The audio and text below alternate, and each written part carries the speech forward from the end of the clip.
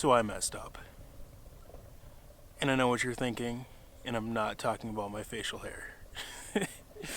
I heard the access opened up on the Rainy River, the Birchdale access to big boats. The first thing I did, went online and bought an Ontario license and outdoors card, because that stretch of river, it's magical on the Ontario side too. Duh, there's a pandemic, so we can't cross that imaginary line even if we don't put foot on land. But as you can see, we're up here.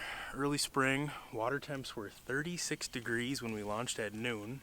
They've actually climbed up to 38. And got something kind of... No way. No way. That thing crushed it. Got something kind of special going, and that was not staged. Been pitching around jigs and plastics, catching a few fish here and there, and this is a decent fish. So I tied on a Rapala Rap-V Blade. That's a good one, actually. Stay on. And I have made 9 casts and caught 4 walleyes now. In a spot where we were just pitching plastics and caught 4 walleyes in an hour. And I'm an idiot. Oh, thank you. How's Let me grab this. Yeah, that's pretty good. See how tangled up he is in the net. And I'm an idiot, and I literally brought one with because they're all in a box at home, but I had one stuffed away in my rip and wrap box. And sorry, Nick, you're on your own. But what's really cool about this bait, I've honestly never seen a video or really many photos about people using it for walleyes, is it's basically a hybrid of a blade bait, which is incredible in super cold water, and a rip and wrap.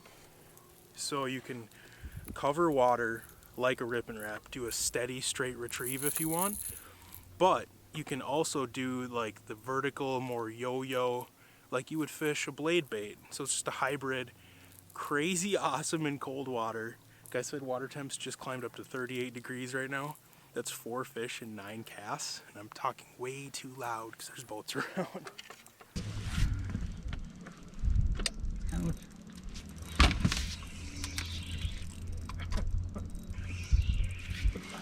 You're recording? For rolling? Yeah. Oh, I just dumped one, and a couple casts later, it's on again.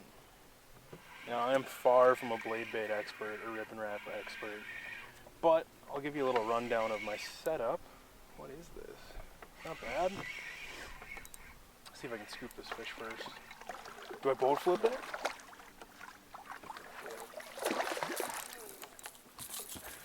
Don't try this at home. So, like I said, I'm far from a blade bait expert or a rip and wrap expert, but my program with this is I'm running 8-pound Suffix Advanced braid. Decent fish. And I've got a 12-pound fluorocarbon leader, and the reason I bumped up to 12, a little bit thicker diameter, a little bit less like hair, doesn't wrap around the hooks as bad, so when you're yo-yoing and fluttering, you get less tangles. And I really like the braid and feeling that thump and knowing if there's a leaf or junk or anything on your bait. But to make up for it, you're not really supposed to use crankbaits on braid.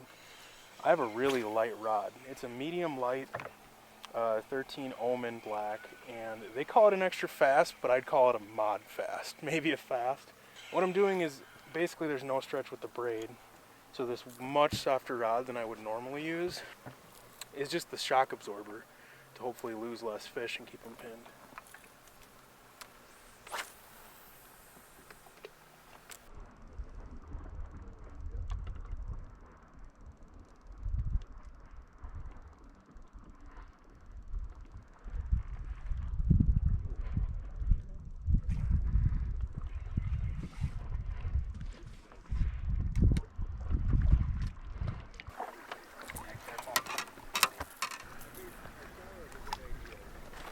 Just popped another quality one on that. We're just fishing a big rocky gravel flat with snarls and snags and stumps, and it's kind of out of the current. The main channel's behind us, and it's just this little bit slacker water on the inside of the seam.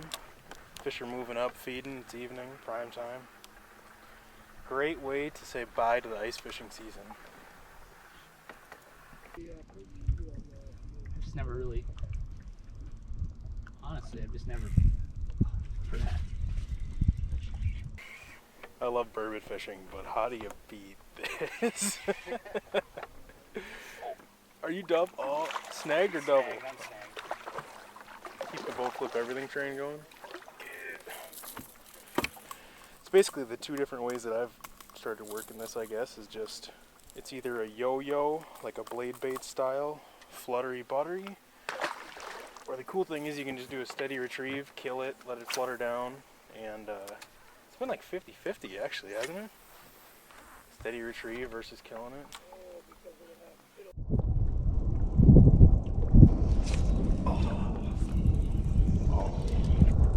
That would have been so cool. Still time, soak it. No size, but it's kind of cool when a walleye comes up and jumps like a largemouth bass. Just shooting up.